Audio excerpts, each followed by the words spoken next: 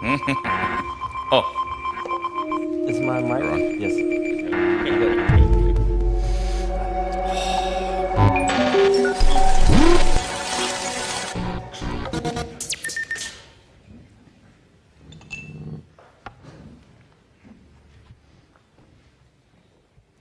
Hello, everybody. We're here to talk to you about analog synthesizers. This is Hannes Bieger and Stefan Bodzin. Yeah, give them a round of applause. Two artists that know a thing or two about synthesizers. My name's Nick. I'm from Moog Music, and I'm going to help kind of guide us through these two guys' rigs and production ethos, and a little bit about how and why they make music. So I wanted to point out, and it probably doesn't need much pointing out, how different these two rigs are. I believe they're each just a small piece of your setups. Here we have this is a 3-piece system. It's a 60-year-old synthesizer, one of the first. No changes from the original concepts of synthesis, and this, I think every single thing on that table is modified in one way or another. So I thought we could start by maybe if each of you could just quickly run through what's going on these tables, and then we can talk a little bit more about it. Let's start with you. hi guys, thanks for coming.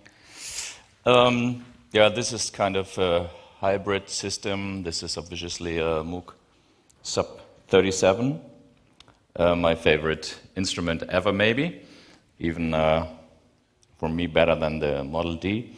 The structure is kind of similar, but this is coming to a result very quickly for me. And we have this obviously by Moog-inspired MIDI controller. It's just a MIDI controller. The idea was making Ableton to an instrument which I can assess in the most possible way. I can use it, and I will show it later. I can assess everything in Ableton more or less, and yeah, that's it. It's a hybrid between digital and analog, and this is what I'm doing. And you had mentioned earlier that Ableton itself you have modified in that. Yeah, there's a special script written for this controller, which is custom made. It's Livid based, and a guy in California worked a few nights on that script, and yeah, this is custom. Would you mind demonstrating, just making a little sound and talking us through it? Yeah. You know this one? My baby. Which is, this is the access to the master effects for the moment, just like a delay, which I can modify. This is I got a total reset, like a kill button here, which whatever I'm doing, I got a, okay, maybe I'm too quick, I got a drum step sequencer here, which I can reset everything I'm doing on the fly.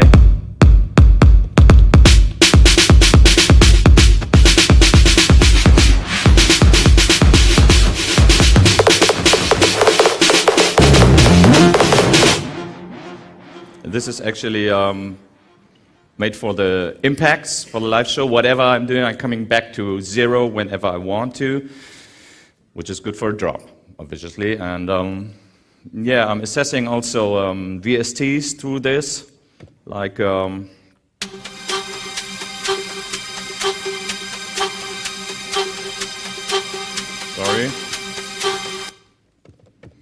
this has to be activated.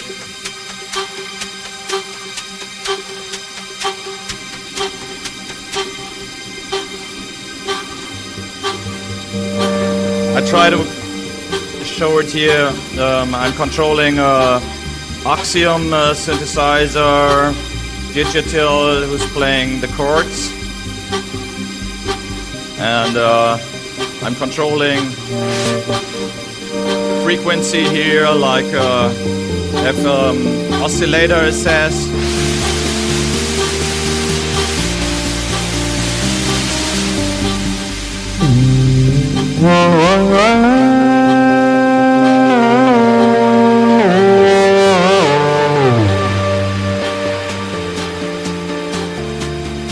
So actually what I'm doing is assessing VSTs through this controller, adding drums through the step sequencer here. I got different machines. I can choose between 808, 909, Lindrum, and just a random collection. Yeah. Thank you.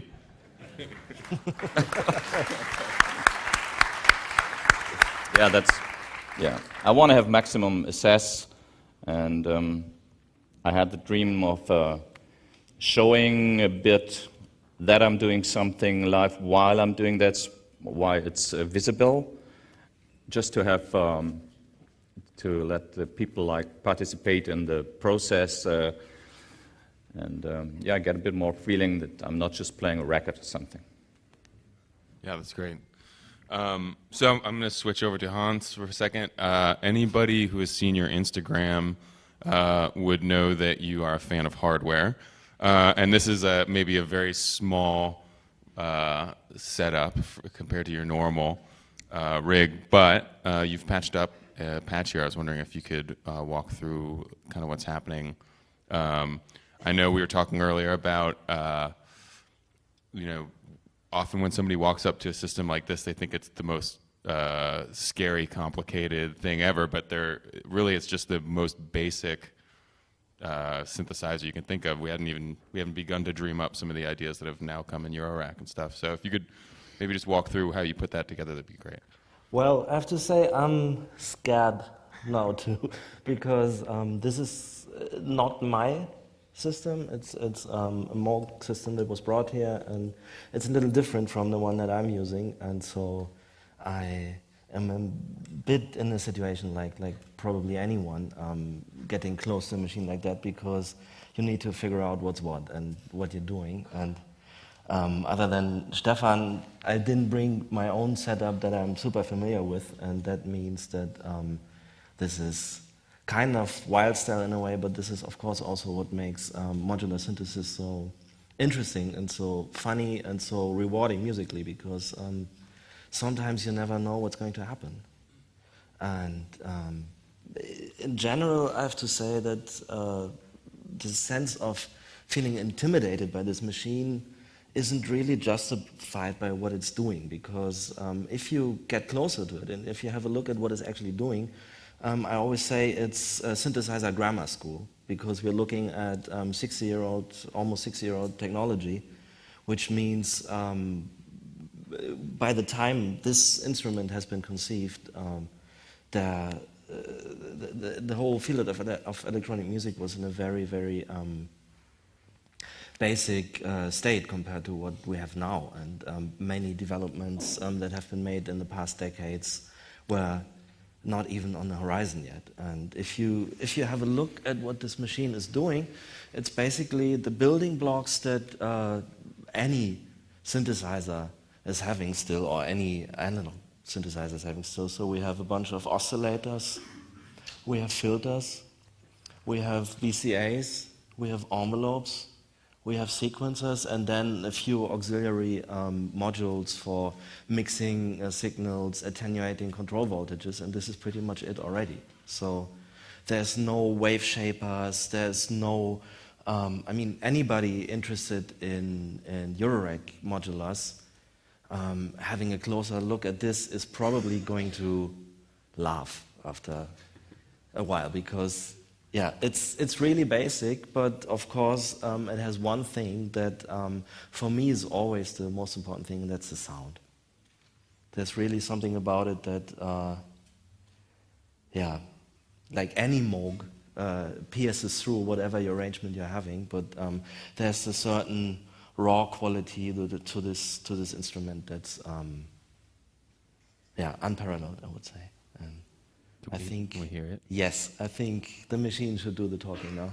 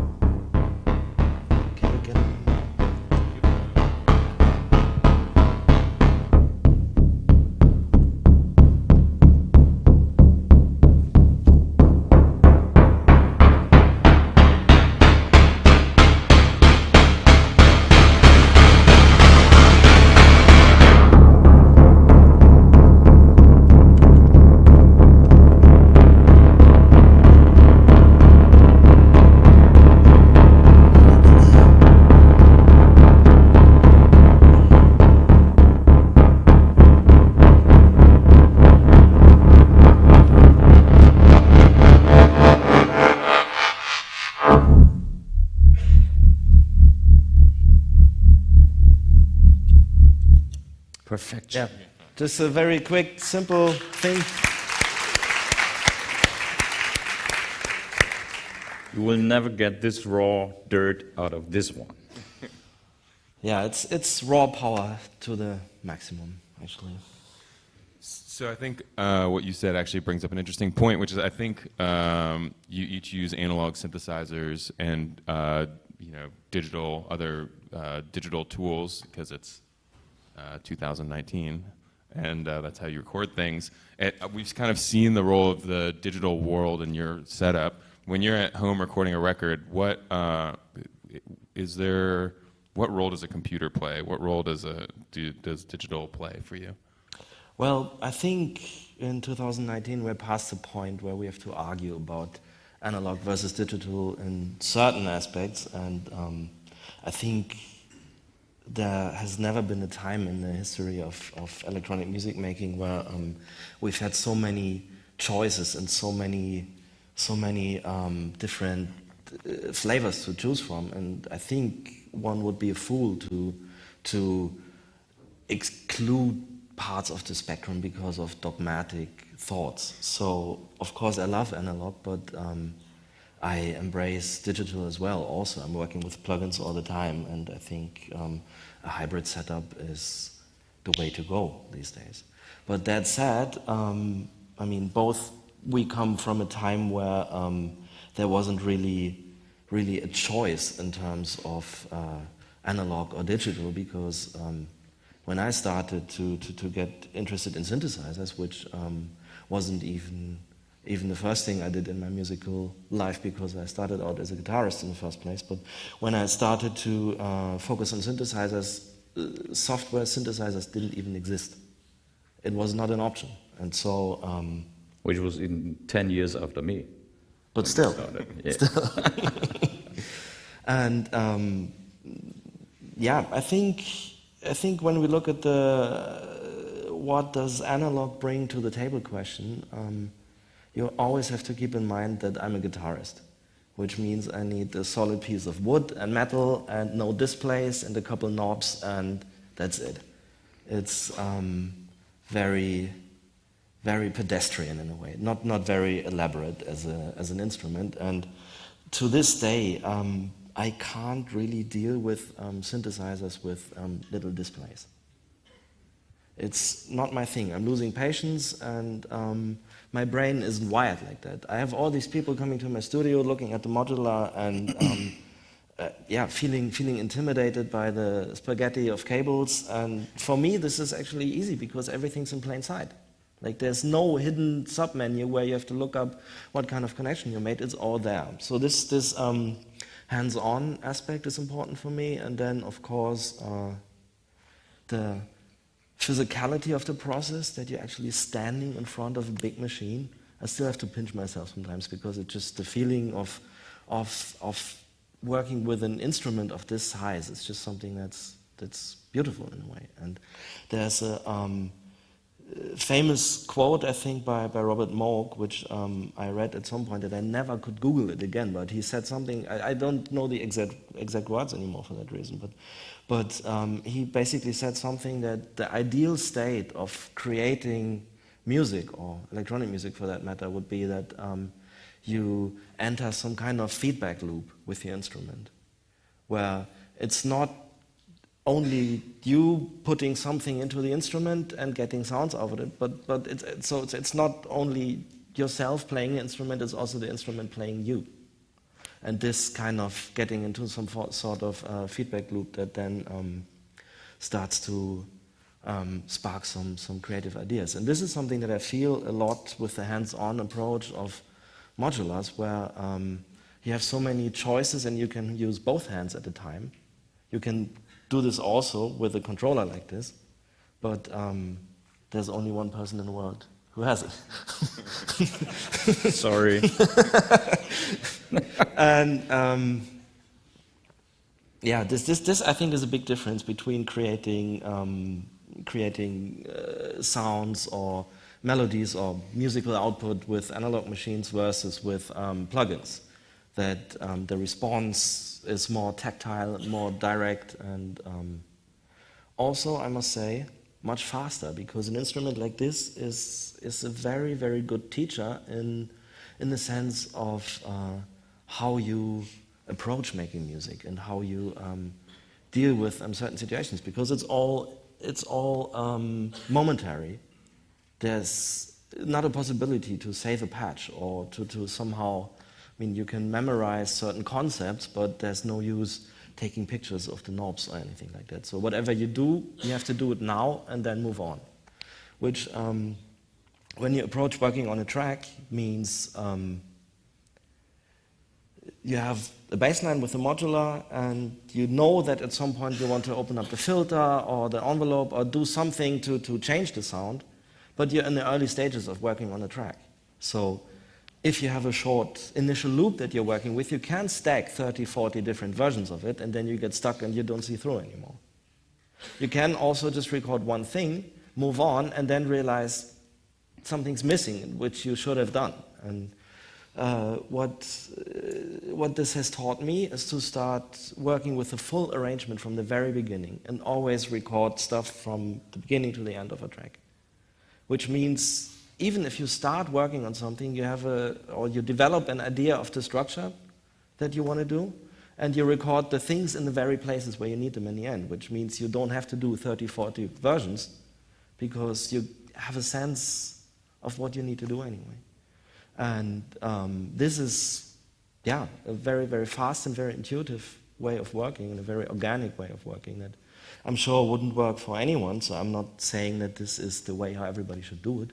But it's definitely something that made me a lot more creative. I've made something like 15, 16, 17, 18 tracks this year alone, and only as part of what I'm doing. And this is because the instruments are just forcing me into a mindset where I'm just not building hi-hat patterns with little blocks on the screen. I just record them in real time and maybe edit a bit or do a second take if I'm not happy, but then that's it and I move on. But that's the way I'm working as well in studio all my life. Like getting a sound and recording it for the full track, like doing a session, another session, and cutting something together maybe, but like all the hi-hats are just recorded. Like if it's a VST or if it's an analog synth, I'm just recording everything through the whole track just to get into it and get connected to the music, which is just being created at the moment. You know, like I can't work adding patterns, copy paste. This is just not leading to a result. Yeah. The thing is getting alive while you're recording again and again. You get a picture of what didn't exist before. Like, what can that be in the end? So, yeah, it reminds me a bit on my workflow. Yeah, your hi-hats are definitely a reference. Thank you. Yeah. That's what I not like on this baby, which I totally love, don't get me wrong. The only thing I'm not using in there is the noise. Absolutely not. I don't like it. It's too dark, and I would love to have a sub 37 with a nice white noise. And as I'm talking about it, I think I'll modify it. But I think Not, it's a, no idea if that's possible, but in the end, everything's possible. I think it's the filter which just open up as wide. Absolutely, yeah. Like when I compare the Sub 37 to my Model D vintage Mini Moog, it is more edgy and brighter. I think the Sub 37 overall is a fairly warm sounding synth. And Yeah.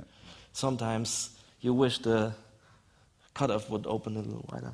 Yeah, this noise thing is actually super important. When I thought about a concept for building a own synth, creating our own synthesizer years ago, and that idea dropped when the Moog 1 came out, which is realizing all the aspects which I had before. I was like, okay, it's there already, it exists, and in terms of noise, a dream is coming true there. Like, you have all the possibilities with noise. I don't want to promote the Moog 1 at all, but it's fine if you do. Sure. It's a great instrument, and of course it's very expensive, and it's a privilege to own one. And yeah, the noise are so diverse. You can realize any dirt you want, you know? And the dirt is doing the sound, like a nice oscillator, Moog oscillator itself, without modulation, it's just an oscillator.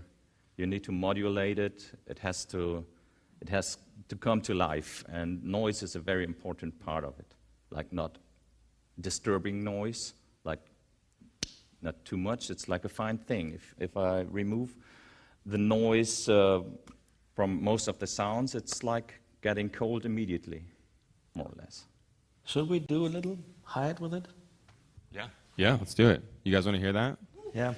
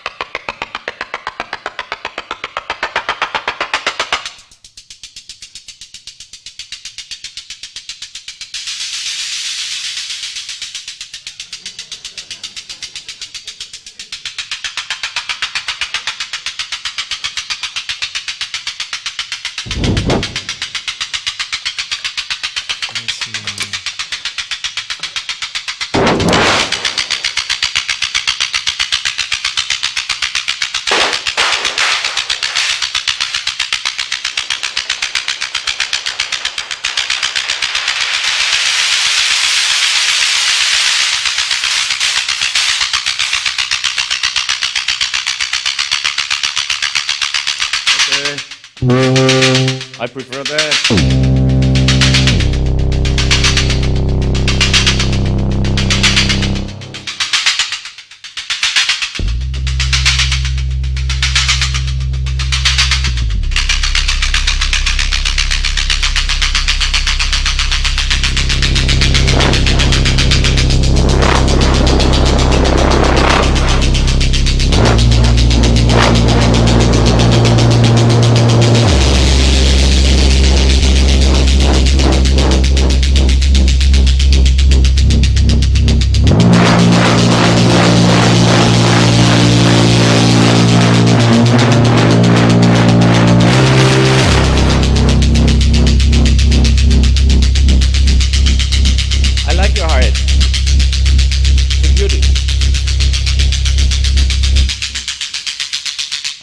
Is there some FM happening in that?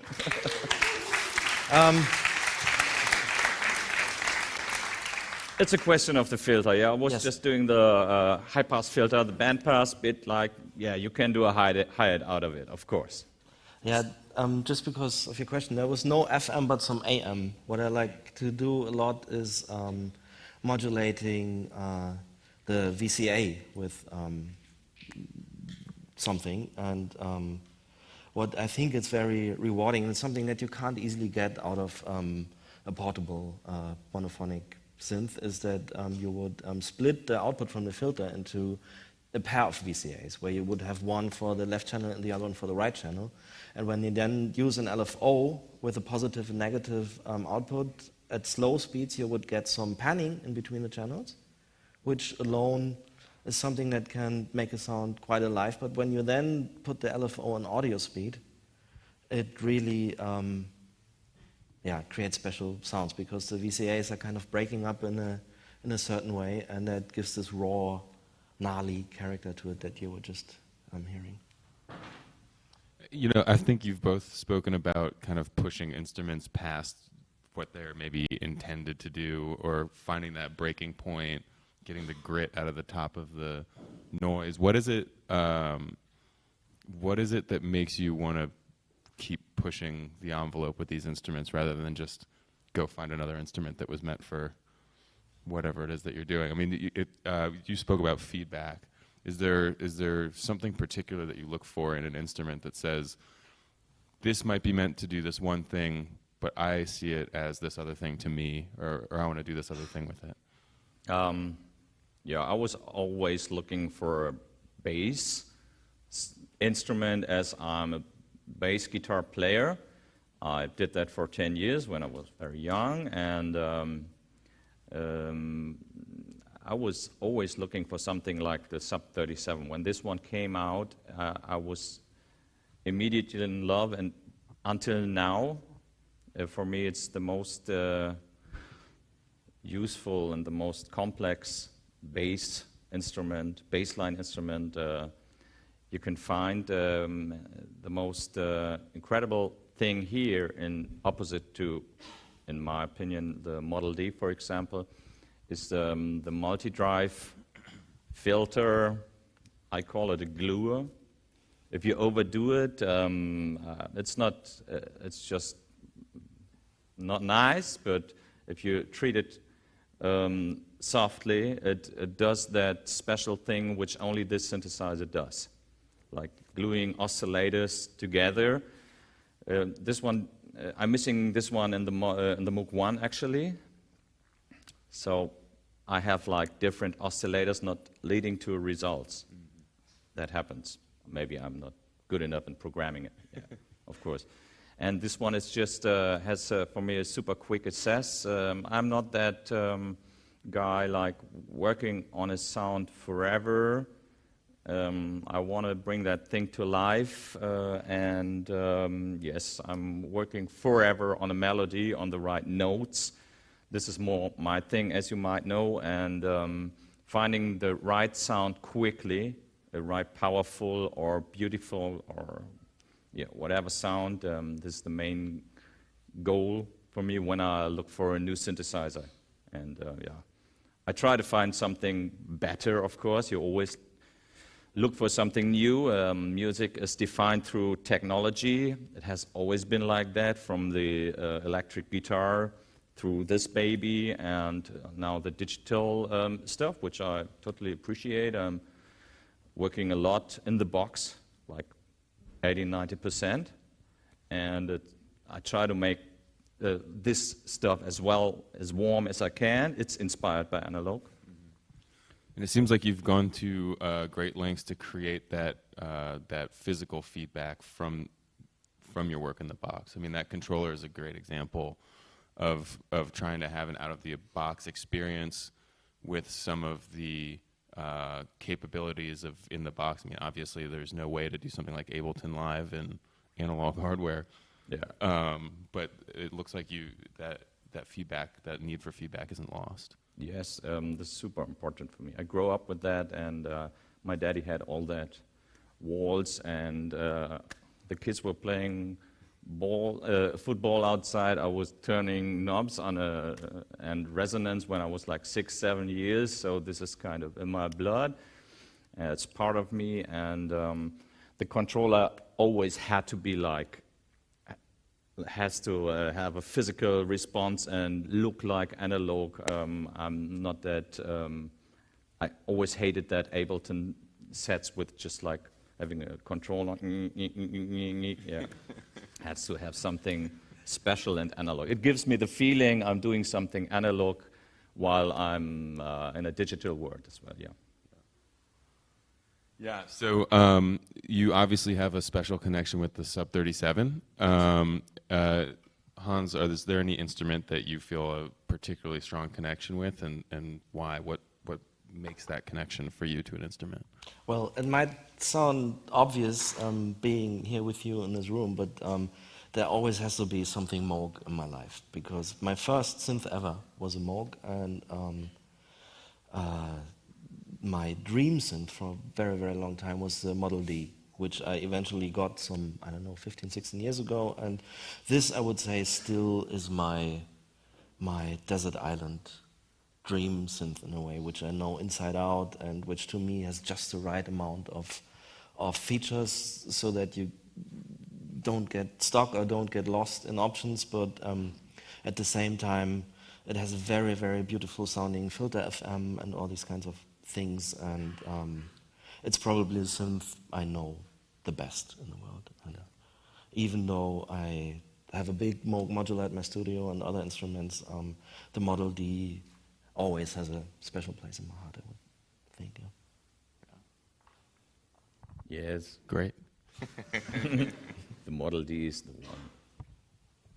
Yeah, it's incredible that if you think about it, it was pretty much the first portable synth, and it's big and heavy with the wooden enclosure and everything. And it's funny that it's called the Mini Moog, but if you look at this as the option that existed before, it's obvious that it was the Mini Moog, because it was the one that you could just carry away quickly and easily. And to me, it's always, I mean, throughout the history of music technology, no matter if we look at guitars or synthesizers or compressors or whatever, it's very often that the first specimen of something, in a way, to date, set the benchmark for everything else that came afterwards. And to me, I think it's incredible that the Mini Moog, as the first proper portable synth that existed, still, in a way, has the perfect amount of controls and features.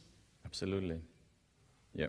Like, which might be important to mention here in the Moog, surrounding, I'm living a second life as a musician now. Before in the 90s, I was doing like really weird trance shit. You don't want to hear that, believe me. Lovely stuff, really. And I had a deep crisis around 2000 because I realized I'm wasting my time in my life for doing music for money. And then your company licensed the Mini Moog to Arturia, and the software came up. I could afford, but I didn't want to have a real Mini Moog, as I was not into analog stuff at this time at all. I was working in the box only, and with the Mini Moog, I started this career as Stefan Bodzin. Like, this one came up, and I did Caligula the next day, which was my first Stefan Bodzin single ever. And the whole stuff which came up, there's not one track between 2003 and 2008, 9, 10, which doesn't include a Mini Moog. The whole Recorder series is based on Mini Moog completely. Yeah. So for me, it was an eye-opener to have full access to this instrument. And actually, this soft synth still sounds good. Yeah. I'm using it, to be honest. Well, it's certainly, it's very flattering to us to be able to be in the presence of so many great artists and to be able to have tools which they use to create their art.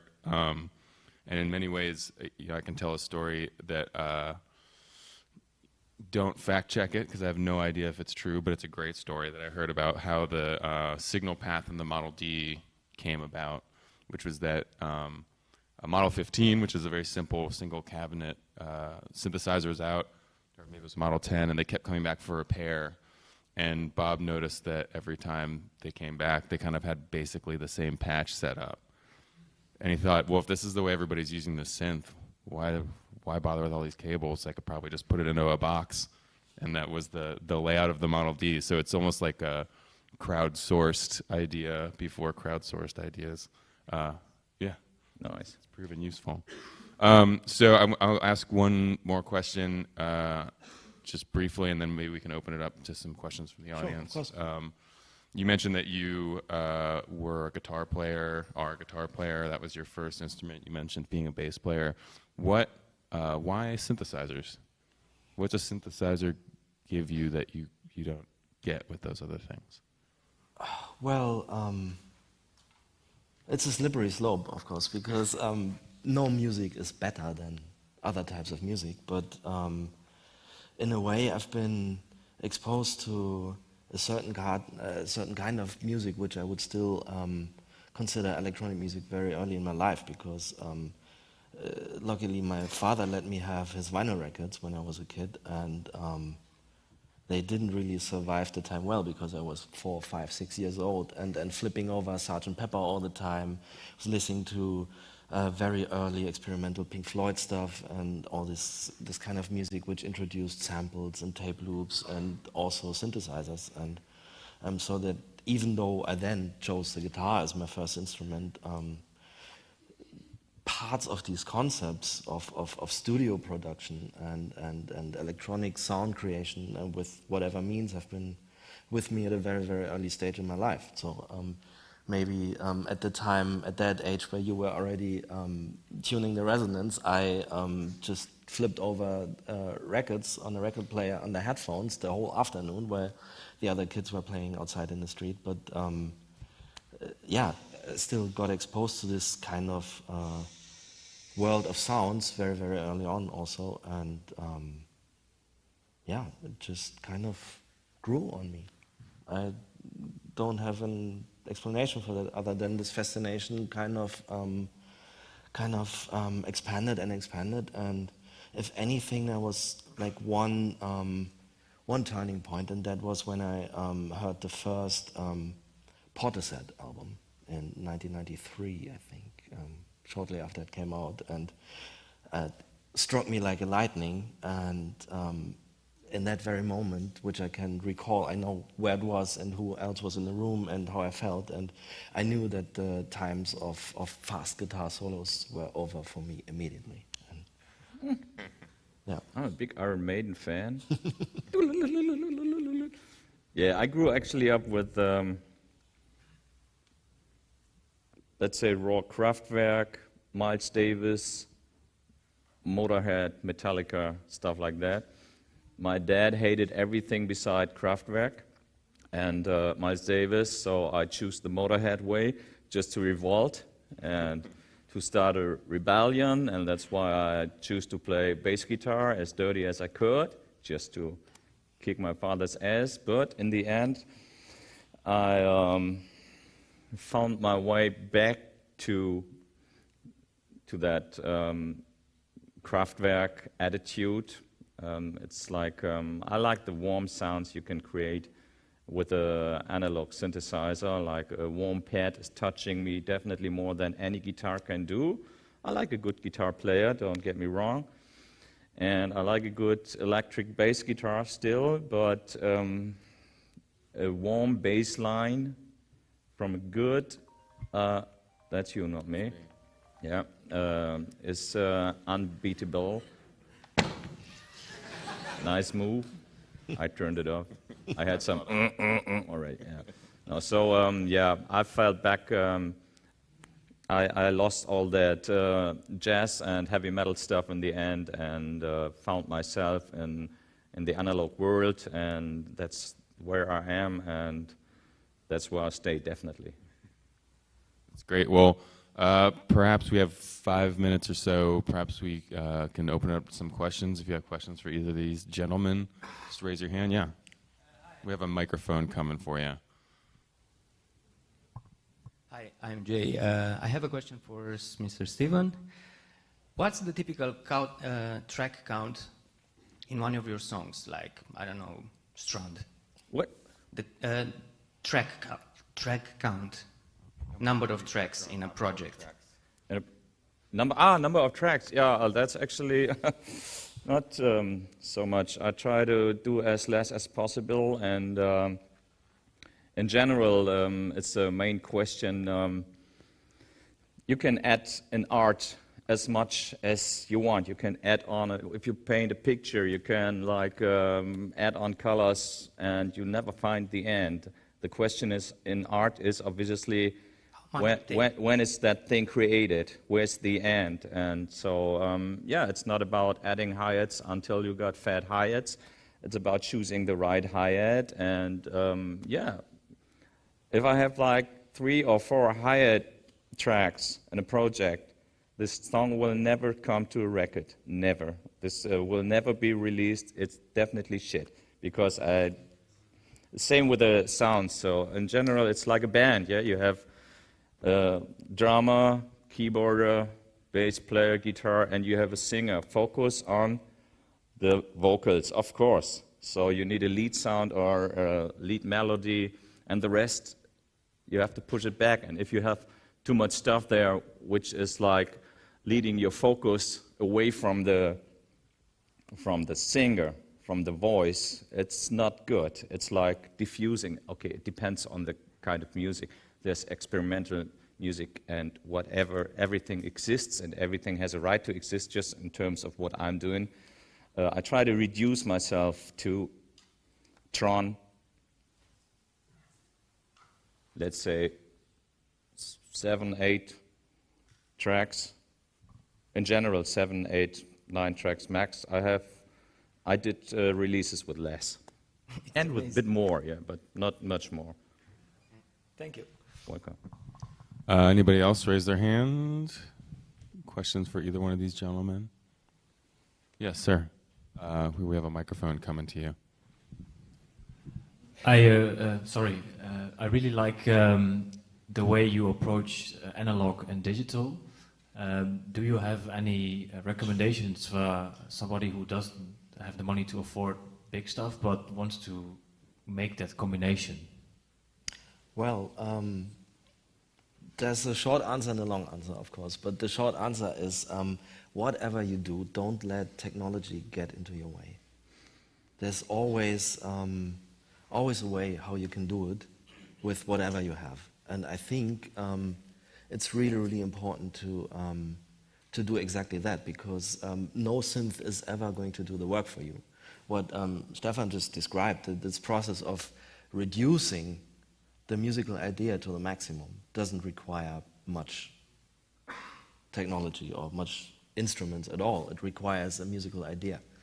And you can develop your tastes and your musical ideas completely, or not completely independently from the tools that you're using, because they, as part of the feedback loop, bring something to the table also. But it can also be an advantage to not have too many things at your disposal. This is definitely how we grew up, because now everybody has everything in their laptops, and sometimes you can do everything in a yeah, laptop, actually. and you that don't means need that stuff. That means that yeah, Don't when tell you them develop your own handwriting. I know it's edgy. Sorry to disturb. When you develop your own handwriting as a musician, you have to find the stuff that you like the most, and you have to reduce it to that. If you use a completely different set of synths and different set of drum sounds for every new thing you're doing, chances are quite high that it will be difficult to develop a common thread with it. So, yeah, I think you should make it work with whatever you have at your hands, because it is possible. If you have a pair of speakers for 200 euros, if you have a medium running laptop, and you can afford to, let's stay with the company, some Moog plugins, it's all about what Hannes said. You have to find your signature, and you can find your musical signature through that. You can create warm analog synthesis in a digital background. Which is not good for yourselves, of course, but it's true to your question, and that's what I did like 15 years ago. I was pretty much bankrupt, and I did everything in a box. I had so much hacked software, and warm music came out just because I wanted it to be warm. It can happen in the box for low budget, definitely. Thanks. Very much welcome. Any other, how are we on time? Time for one more? If there's one more question, we can take it. Otherwise, we'll wrap. Yeah, in the middle, up there.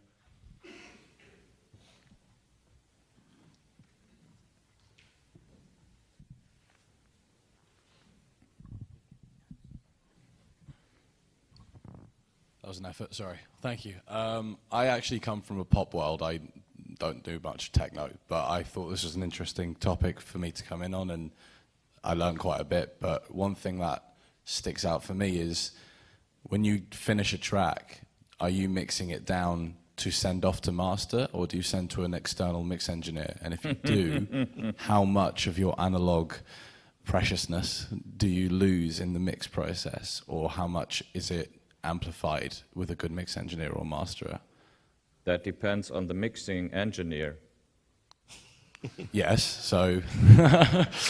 So, yeah, Yeah, Hannes to- can talk about that. I used to do my mixes by myself, and the last Afterlife EP Strand, which I mixed by myself, I decided to try out to send that stuff to a analog engineer and to add his quality to mine with a stunning result. And yeah, the rest you might be the one to answer. Yeah, well, first of all, going back to the first question, how many elements you have in your tracks, I think you're notorious between all my mixing clients for the one with the least amount of elements in your tracks, and this is something where you're still miles ahead in terms of my own production work. So this also is kind of a benchmark in terms of how much you can say with how little elements. I think with some of the tracks there have been like 4 drum and synth stems and then 3 returns or something like that, and that was it. And all of it sounds really good. So in a way, yeah, mixing your music is an easy job because it's not a big complex thing, but it's very difficult in that it might be at 90% of its sonic capacity already, and so the thing that you need to do is find the 10% where you can actually still improve it, and excuse my language, but I think this is important to put it in a very, very blunt term, because I think this is a quality that many sound engineers probably don't, at least to my taste, don't have enough. You have to find the 90% which are good already, and you, by all means, mustn't fuck them up. So this is the challenge, and yeah, I think it's not so much about question of analog or digital in that stage anymore anyway, because it's so complete already, and it's just, yeah, retouching the final bits and pieces to bring it to the most of its capacity. And yeah, you would be a fool again to say, I have to do this analog, I have to do this digital. You have to develop an idea of where you want to put it, what you have to leave alone, and then do it in the shortest way possible to leave it as pristine as possible. Back to that question, I think an important part of that question is losing analog pressure when recording that stuff digital. I promise you, we heard that dirty stuff there live. I record it here, I replay it, you won't hear the difference at all. It's like 100% clone, and yeah, I'm totally open to any digital stuff. Also, in terms of dynamics and equalizing, these days this is just everything so edgy on such a high level. I don't hear that difference very much. When Hannes is mixing down stuff analog, I can promote this guy. It makes a difference, but I can't really define it. The result in the end. It's a bit more glued and a bit more warm. However, he does that. But I know it's analog gear he's using, and I like that very much. Yeah, these days it's difficult. What you have to do to really reap the benefits of analog, you have to jump through quite a few hoops, because digital is so good already that in order to improve something, you really have to be careful with mains power filtering and what kind of clock are you using and how you're distributing it, all this kind of stuff to make a difference in the final few percent, because that's what it's all about in the end. Well, I think that's all we have time for. So I would just like to thank Hannes and Stefan for being here and sharing a little bit of their creative process and thoughts on gear and music with us. Yeah, have a great rest of the festival. Stefan, you got something for us over there? Oh yeah, I'm trying to end it with a...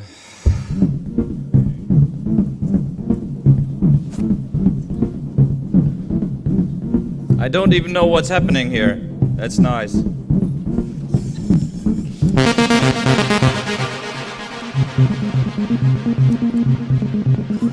This is the initial preset.